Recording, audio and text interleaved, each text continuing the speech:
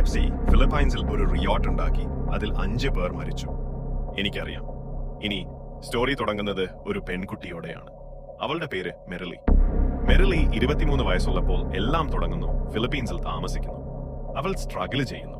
Train ട്രാക്കിൽ ഒരു would ഷാക്കിനുള്ളിൽ അവളുടെ ഹസ്ബൻഡും 4 കിഡ്സും കൂടെ. അവളുടെ കയ്യിൽ ഒന്ന് മാത്രമേ ഉള്ളൂ, അവളുടെ കുടുംബത്തിന് നല്ലൊരു ജീവിതം. ഒരു ദിവസം 1992 ആ ബെറ്റർ ലൈഫ് അവളുടെ കയ്യിൽ വന്നു. കാരണം പെപ്സി സോഡ കമ്പനി ഒരു കോൺടെസ്റ്റ് ആരംഭിച്ചു. ഫിലിപ്പൈൻസിൽ ഒരാൾക്ക് മില്യൺ പേസോസ് കിട്ടാനുള്ള അവസരമുണ്ടായി. ആ സമയത്ത് ഫിലിപ്പൈൻസിൽ അത് വലിയ പണമായിരുന്നു. കോൺടെസ്റ്റിന്റെ പേര് നമ്പർ ഫീവർ. പെപ്സി വാങ്ങി.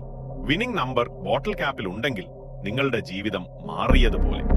കൺട്രി മുഴുവൻ കമേഴ്ഷ്യൽസ് നടത്തി. എല്ലാവർക്കും അറിയേണ്ടതാണെന്ന്. അത് പ്രവർത്തിച്ചു. ജനങ്ങൾ പെപ്സി വാങ്ങി. കമ്പനി സെയിൽസ് ഏകദേശം 40% വരെ ഉയർന്നു. അതുകൊണ്ട് കമ്പനി വലിയ പണം നേടി. മെർലി ഞാൻ പറഞ്ഞതുപോലെ ടൗച്ച് ടൈംസിലായിരുന്നു. അവൾ അൺഎംപ്ലോയിഡ് ആണ്. ഫാമിലി മണി കുറവാണ്. പക്ഷേ ആ കോൺടെസ്റ്റ് ട്രൈ ചെയ്യാൻ തീരുമാനിച്ചു. അവളുടെ ഹസ്ബൻഡ് അവരുടെ അവസാനത്തെ പണം പെപ്സിയിൽ ഇൻവെസ്റ്റ് ചെയ്തു.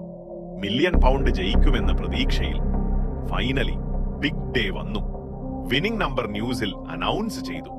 70% കൺട്രി കണ്ടു. നമ്പർ 349. മെർലിയുടെ ഹസ്ബൻഡ് ബോട്ടിൽ ക്യാപ്പ് നോക്കി. 349. കബൂം! അവർ ജയിച്ചു.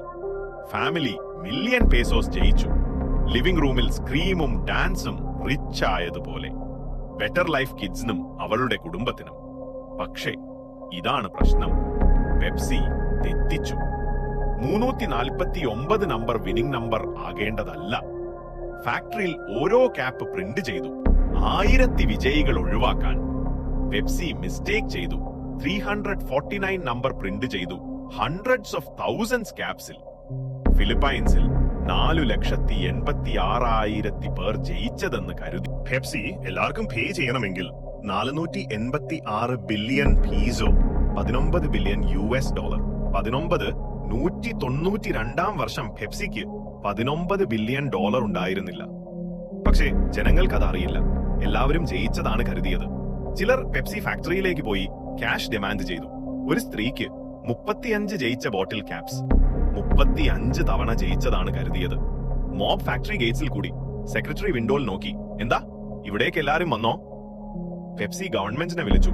അയ്യോ, മിസ്റ്റേക്ക് ആയി. എക്സിക്യൂട്ടീവ്സ് തീരുമാനിച്ചു. വിന്നിംഗ് നമ്പർ മാറ്റി ലോക്കൽ ന്യൂസ് പേപ്പറിൽ അനൗൺസ് ചെയ്യൂ.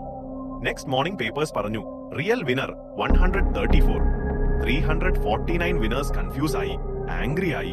പെപ്സി ഫാക്ടറിയിൽ കൂടി. Security measures. ഗേറ്റ്സ് ലോക്ക് ചെയ്തു. പോലീസും മിലിറ്ററിയും. ക്രൗഡ് റോക്സ് ത്രോ ചെയ്തു. രാത്രി വരെ വളർന്നു. 22,000 people, thousands lawsuits filed.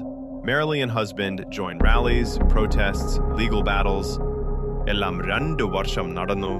ഉത്തൈൻഡ്ലക് protest fade ആയി. Merrily give up ചെയ്തു. ഹസ്ബൻഡ് ഡെത്ത് കൊണ്ട് അവൾ ഫാമിലി സപ്പോർട്ട് ചെയ്തു. സിംഗിൾ പേസോ പെപ്സിക്ക് കിട്ടിയില്ല. 2006 supreme court ruling. Pepsi fault അല്ല. Thousands lawsuits dismissed. Riots total 5 deaths. Pepsi fine 150,000.